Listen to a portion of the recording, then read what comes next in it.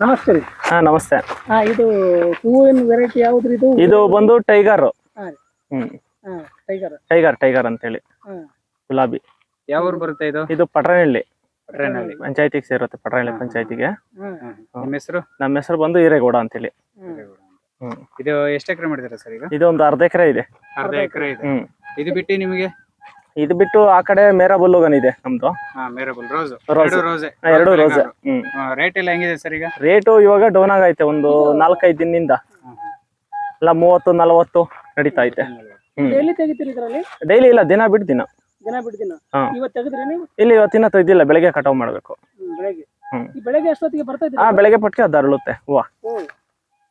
Sir ಇದೇನಾಗುತ್ತೆ ಅಂತಂದ್ರೆ ಒಂದೊಂದು rose ಒಂದೊಂದು ವೆರೈಟಿ ಇರುತ್ತೆ. ಅಂದ್ರೆ ಹಾರ್ವೆಸ್ಟಿಂಗ್ ನಾವ್ ಯಾವ್ದಾದ್ರೆ ಒಂದೊಂದು ಕ್ರಾಪ್ ಮೇಲೆ ಇರ್ತದೆ. ಇವಾಗ ಮೇರಬುಲ್ ಆದ್ರೆ ಹಾರ್ವೆಸ್ಟಿಂಗ್ 3 days ಮಾಡ್ಬೇಕಾಗುತ್ತೆ. 3 ದಿವಸ. ಅದೇ ನೀವು ಬೇರೆ ಕಲರ್ ಗಿಲ್ಲರ್ ಎಲ್ಲ ಹೋದ್ರೆ 1 day ಗ್ಯಾಪ್ ಕೊಡ್ಬೇಕಾಗತ್ತೆ.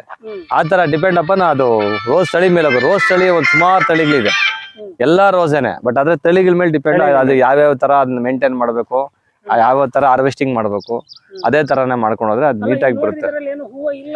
ಕಾಣಲ್ಲ ಅಷ್ಟೇ. ಬಟ್ ಇವಾಗ ಇದೆಲ್ಲ ಹಾರ್ವೆಸ್ಟಿಂಗ್ ಮಾಡ್ರಿ ನಾಳೆ ಕನಿಷ್ಠ ಪಕ್ಷ ಒಂದು 70 kg ಹೂವು ಸಿಗುತ್ತೆ. ಹಾ, ಅಂದ್ರೆ ಈ ಹೂವು ಏನಪ್ಪಾ ಮೇಜರ್ ಆಗಿ ಅಂತಂದ್ರೆ ನಮ್ಗೆ ಇಳುವರಿ ಬರ್ತದೆ, ಆದ್ರೆ ವೆಯ್ಟ್ ಬರಲ್ಲ. ವೆಯ್ಟ್ ಕಡಿಮೆ ಇದು. ಅದೇ ಮೇರಬಲ್ ಇಳುವರಿನೂ ಬರುತ್ತೆ, ವೆಯ್ಟ್ ಜಾಸ್ತಿ ಬರುತ್ತೆ ಅದು. ಸೊ ಹಂಗಾಗಿ ಎಲ್ಲಾರು ಮೇರಬಲ್ಗೆ ಜಾಸ್ತಿ ಆಯ್ಕೆ ಮಾಡ್ಕೊಂತಾರೆ ರೈತರು. ಅಂದ್ರೆ ರೇಟ್ ಅನ್ನೋದಕ್ಕಿಂತ ಹೈ ರೇಟ್ ಹೋಗೋದು ಅದೇ, ಲೋ ರೇಟ್ ಹೋಗೋದು ಮೇರಬಲ್ ಎಲ್ಲದಕ್ಕಿಂತ.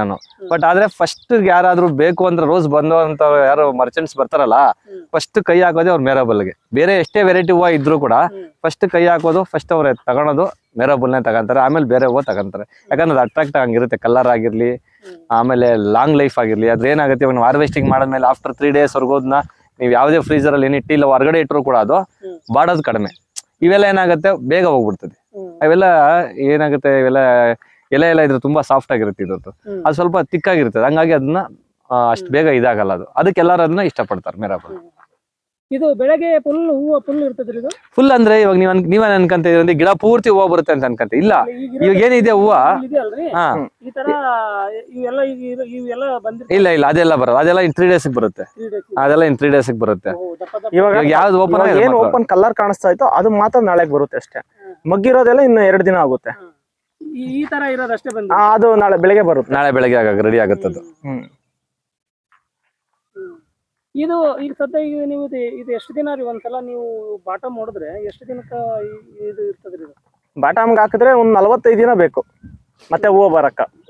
ಅದು ಕೂಡ ಡಿಪೆಂಡ್ ಅಪಾನ್ ತಳಿ ಮೇಲೆನೆ ಹೋಗುತ್ತೆ. ಮೇರಬಲ್ ಎಲ್ಲ ನಮ್ 6 months ಬೇಕಾಗುತ್ತೆ. ಒಂದ್ಸತಿ ನಾವ್ ಅದನ್ನ ಕಟಿಂಗ್ ಹಾಕಿದ್ಮೇಲೆ ನಾವ್ ಈ ಸ್ಟೇಜ್ ಗಿಡ ಮಾಡ್ಬೇಕಂದ್ರೆ ಆಫ್ಟರ್ 1 year ನಮ್ಗೆ ವರ್ಷ ಬೇಕು. 1 year ಬೇಕೇ ಬೇಕು. ಇಷ್ಟು ಮಾತ್ರ ಗಿಡ ಮಾಡಿ ನಾವು ಕ್ರಾಪಿಗೆ ಇದು ಫಾಸ್ಟ್ ಆಗುತ್ತೆ. ಇದು ಈಗ ಕೆಲವೊಂದು ಕ್ರಾಪ್ ತುಂಬಾ ಫಾಸ್ಟ್ ಆಗಿ ಬೆಳೀತವೆ. ಕೆಲವೊಂದು ವೆರೈಟೀಸ್ ತುಂಬಾ ಮೀಡಿಯಂ ಆಗಿ ಬೆಳೀತವೆ. ಹಂಗಾಗಿ ಒಂದೊಂದು ವೆರೈಟಿ ಡಿಪೆಂಡ್ ಅಪ್. ಯಾರೇ ಆಗ್ಲಿ ಒಂದ್ಸತಿ ಉಣದ ಮೇಲೆ ಕರೆಕ್ಟ್ ಆಗಿ ಅದನ್ನ ನಿರ್ವಹಣೆ ಮಾಡ್ಕೊಂಡು ಅದಕ್ಕೇನು ನಾವೇನ್ ಕೊಡ್ಬೇಕು ಇನ್ ಟೈಮ್ ಕೊಟ್ಕೊಂಡು ಕರೆಕ್ಟ್ ಆಗಿ ಹಾರ್ವೆಸ್ಟಿಂಗ್ ಆಗಿರ್ಲಿ, ಒಟ್ಟಿಗೆ ಕೊಡೋದಾಗಿರ್ಲಿ, ಏನ್ ಗೊಬ್ಬರ ಆಗಿರ್ಲಿ, ವರ್ಷಕ್ಕೆ ಒಂದ್ಸತಿ ಕೊಟ್ಟಿಗೆ ಗೊಬ್ಬರ ಎಲ್ಲ ಕೊಟ್ಕೊಂಡು ಅದನ್ನ ಮೇಂಟೈನ್ ಮಾಡಿದ್ರೆ ಮಿನಿಮಮ್ 10 ರಿಂದ 12 ವರ್ಷ ಆರಾಮಾಗಿ ಬರುತ್ತೆ. ಯಾವುದೇ ತರ ಬೆಳೆ ಇಡೋ ಅವಶ್ಯಕತೆನೇ ಇರಲ್ಲ. 12 ವರ್ಷ ಬರ್ತದೆ. 1 ರಿಂದ 1.5 ವರ್ಷಕ್ಕೆ ಒಂದ್ಸತಿ ಅದನ್ನ ಗಿಡ ತೆಗಿಬೇಕು. ಬಾಟಮ್ ತೆಗೆದು ಮತ್ತೆ ಅದನ್ನ ನಾವು ಗೊಬ್ಬರ ಕೊಟ್ಟು ಅದನ್ನ ರೆಡಿ ಮಾಡಿ ನೀಟಾಗಿ ರೆಡಿ ಮಾಡ್ಕೊಂಡು ಮತ್ತೆ 6 months ಗಿಡ ರೆಡಿ ಆಗುತ್ತೆ. ಆಫ್ಟರ್ ನಿಮ್ ಮತ್ತೆ 1 year ತನಕ ಕೊಯ್ಯುತ್ತೆ. ಮೇಜರ್ ಪ್ರಾಬ್ಲಮ್ ರೋಸ್ ಪ್ರಾಬ್ಲಮ್ ಅಂದ್ರೆ ಟ್ರಿಪ್ಸ್. ಇದೊಂದು ಬಿಟ್ರೆ ಬೇರೆ ಕಾಯಿಲೆನೇ ಇಲ್ಲ ರೋಗಕ್ಕೆ. ರೋಗ ಹೆಂಗ್ ಬೇಕಾ ಕಂಟ್ರೋಲ್ ಮಾಡ್ಬೋದು, ಕಂಟ್ರೋಲ್ ಮಾಡೋದೇ ಇದು. ನ್ಯೂಟ್ರಿಸ್ಪ್ರೇಡ್ ಎಲ್ಲ ಬಳಸ್ತಾರೆ. ನ್ಯೂಟ್ರಿಸ್ಪ್ರೇಡ್ ಪ್ರತಿಯೊಂದು ಟ್ರಿಪ್ಸಿಗೆ ಮಾಡ್ಬೇಕಾದ್ರೆ ಪ್ರತಿಯೊಂದು ಸ್ಪ್ರೇಗೂ ನ್ಯೂಟ್ರಿಸ್ಪ್ರೇಡ್ ಬಳಸ್ಕೊಂಡೇ ಮಾಡ್ತಾರೆ. ಯಾಕಂದ್ರೆ ಇಲ್ಲಾಂದ್ರೆ ಟ್ರಿಪ್ಸ್ ಕಂಟ್ರೋಲ್ ಆಗಲ್ಲ. ಒಂದು 2 ದಿವಸನಾದ್ರು ಕಂಟ್ರೋಲ್ ಬರುತ್ತೆ. ಇಲ್ಲಾಂದ್ರೆ ಪ್ರತಿ ದಿವಸನೂ ಪ್ರತಿ ಸ್ಪ್ರೇ ಅಲ್ಲಿ ಒಂದು ಟ್ರಿಪ್ಸ್ ಹಾಕೊಂಡು ಮಾಡ್ಲೇಬೇಕಾಗುತ್ತೆ. ಇಲ್ಲಾಂದ್ರೆ ಕಂಟ್ರೋಲ್ ಬರಲ್ಲ ಈ ರೋಗ. ಒಂದು ವರ್ಷದ ಐತ್ರಿ ಗಿಡ ಇದು? ಒಂದು ವರ್ಷದ ಗಿಡ. ಒಂದು ವರ್ಷದ ಗಿಡ ಇದು. ಒಂದು ವರ್ಷ ಕಂಟಿನ್ಯೂ ಹಂಗೆ ಒಂದಿನ ಬಿಟ್ಟು ಒಂದಿನ ತೆಗಿತಾ. ಒಂದಿನ ಬಿಟ್ಟು ಒಂದಿನ ಗ್ಯಾಪ್ ಕೊಟ್ಟು ಒಂದಿನ ಮಳೆ ಇರ್ಲಿ, ಚಳಿಗಾಲ ಇರ್ಲಿ, ಬೇಸಿಗೆ ಇರ್ಲಿ ಕಂಟಿನ್ಯೂಸ್ ಆಗಿ ತೆಗಿತಾನೆ ಇರಬೇಕು. ರೋಸ್ ಬೆಳೆಗಾರ್ಗೆ ಏನಪ್ಪಾ ಅಂತಂದ್ರೆ ಬೇರೆ ಬೆಳೆಗೆ ಹೋಲಿಕೆ ಮಾಡ್ಕೊಂಡ್ರೆ ನಾವು ಯಾವ್ದೋ ಒಂದು ಬೆಳೆ ಇಟ್ರೆ ಒಂದು 3 months ಬರ್ತದೆ. ಆಮೇಲೆ ಹಾರ್ವೆಸ್ಟಿಂಗ್ ಮಾಡ್ತೀವಿ, ಮತ್ತೆ ಕ್ರಾಪ್ ಕಟಿಂಗ್ ಹಾಕ್ಬೇಕು, ಮತ್ತೆ ಉಳಿಸ್ಬೇಕು, ಭೂಮಿ ಉಳಿಸ್ಬೇಕು, ಮತ್ತೆ ಗೊಬ್ಬರ ಹಾಕೋಗ್ಬೇಕು, ಮತ್ತೆ ರೆಡಿ ಮಾಡ್ಬೇಕು, ಮತ್ತೆ 3 months ಗ್ಯಾಪ್ ಇರ್ತದೆ. ಮತ್ತೆ ಬೆಳೆ ಉಳಿದ್ರೆ ಮತ್ತೆ 3 months ಕ್ರಾಪ್ ಬರೋಷ್ಟಿಗೆ ಒಂದ್ 6 ಮಂತ್ಸ್ ವರ್ಷಕ್ಕೆ ನಾವು ಒಂದ್ 2 ಬೆಳೆ ತೆಗಿಯಕ್ಕಾಗೋದು. ಅದ್ರ ರೇಟ್ ಸಿಗುತ್ತೋ ಸಿಗಲ್ವೋ ಅದ್ರಲ್ಲಿ ಎಲ್ಲಾ ಕಷ್ಟ ಇರ್ತದೆ. ರೋಸ್ ಏನಪ್ಪಾ ಅಂತಂದ್ರೆ ದಿನನಿತ್ಯ ಹೂವು ದಿನ ಬಿಟ್ಟು ದಿನ ಇವಾಗ ಒಂದ್ ಎಕರೆ ಇದ್ದವ್ರಿಗೆ ಅರ್ಧ ಎಕರೆ ಡಿವೈಡ್ ಮಾಡ್ಕೊಂಡ್ರೆ ಡೈಲಿ ನಮ್ಗೆ ಹಾರ್ವೆಸ್ಟಿಂಗ್ ಸಿಗ್ತಾ ಇರುತ್ತೆ. ಒಂದ್ 50 ಕೆಜಿ ಸಿಗ್ತಾ ಇರುತ್ತೆ. Daily 50 KG.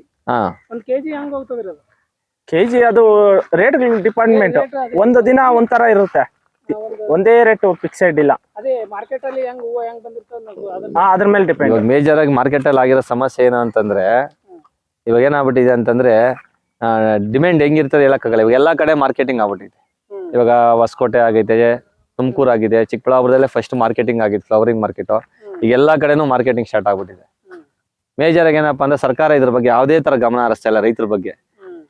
ಇವಾಗ ಮಾರ್ಕೆಟ್ ಅಲ್ಲಿ 10% ಕಮಿಷನ್ ತಗೊಂತಾರೆ ಹೂಗ್ ಮಾತ್ರನೇ, ಬೇರೆ ಯಾವ್ದಕ್ಕೂ ಇಷ್ಟೊಂದು ಕಮಿಷನ್ ಯಾವ ಇದ್ರಲ್ಲೂ ತಗೊಂತಾ ಇಲ್ಲ ಯಾರು.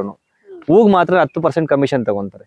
ಇವಾಗ ಒಂದ್ 100 ರೂಪಾಯಿ ಹೋದ್ರೆ ನಾವ್ ಅಲ್ಲಿ ಅಂಗಡಿವರೆಗೆನೆ 10 ರೂಪಾಯಿ ಕೊಡ್ಬೇಕು.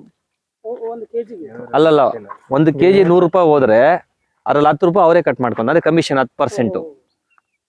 ಆ ತರ ಇದು ಸಿಸ್ಟಮ್ಯಾಟಿಕ್ ಇದೆ.